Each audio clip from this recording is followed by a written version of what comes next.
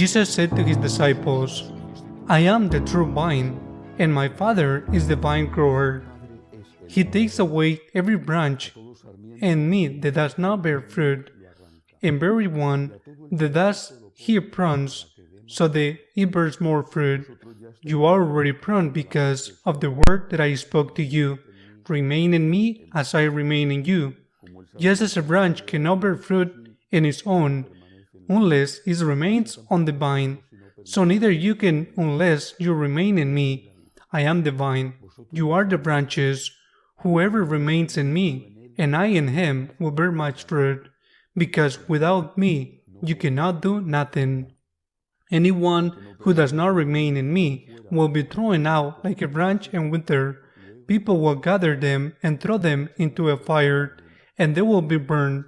If you remain in me, and my word remain in you, ask for whatever you want, and it will be done for you.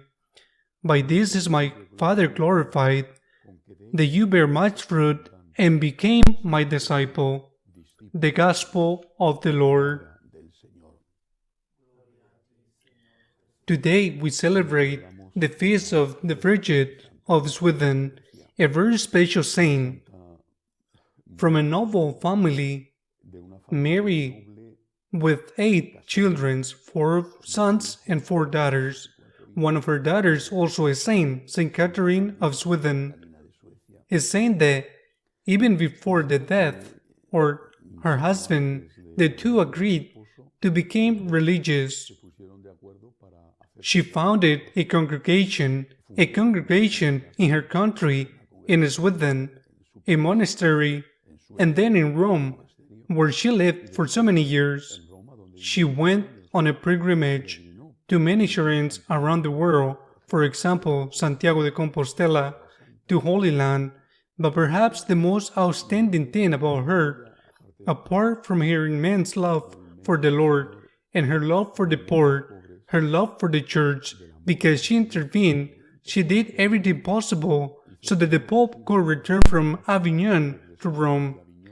The most outstanding thing about her, the best known thing about her, are her visions. Of course, the visions of Saint Bridget are not dogma of faith, but they have always been considered as true. The first one she had when she was only 10 years old.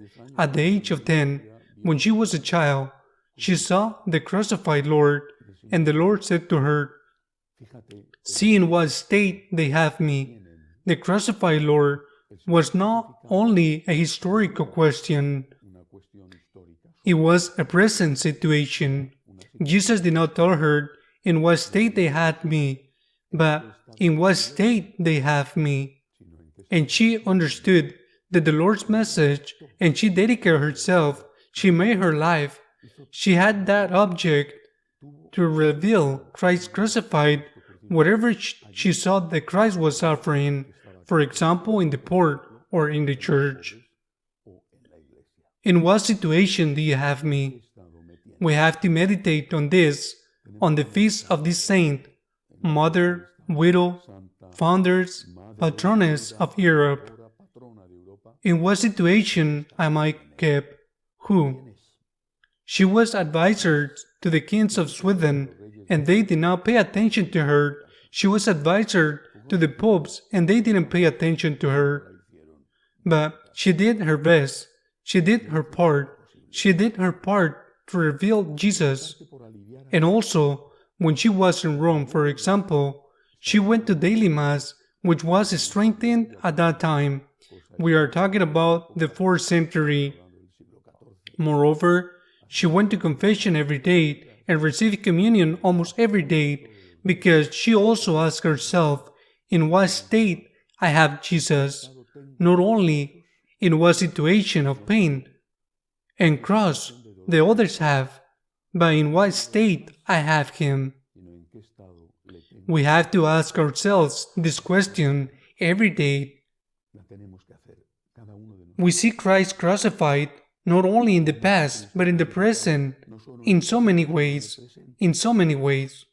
Christ is crucified, for example, in those who have to flee their countries because of dictatorship. He is justified in those who are in the prisons of those dictatorships. He's crucified, but He's crucified in the sick, in those who are hungry.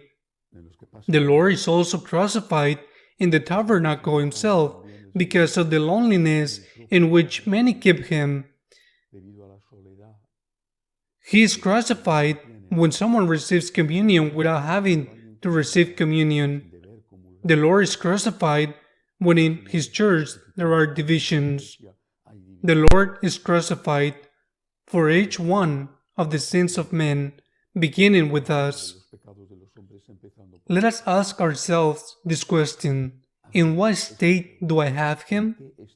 And let us beg the Lord for the grace, the strength, not to have Him in a bad state, and to help others to stop having Him crucified.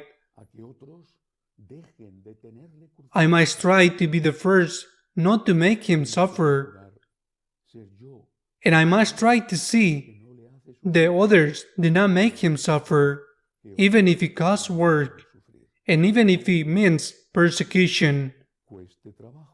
While in Rome, for example, when St. Bridget criticized the situation in the city of struggles between the various powerful families, her house, her convent was attacked, and she and her daughter had to flee and take refuge with the poor clerics to ask for asylum and alms, because following Jesus is never easy.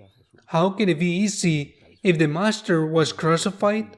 But let us be concerned not only about the harm the others did to Jesus. Let us also begin to be concerned about the harm we do to Jesus. Look at the state they have me in.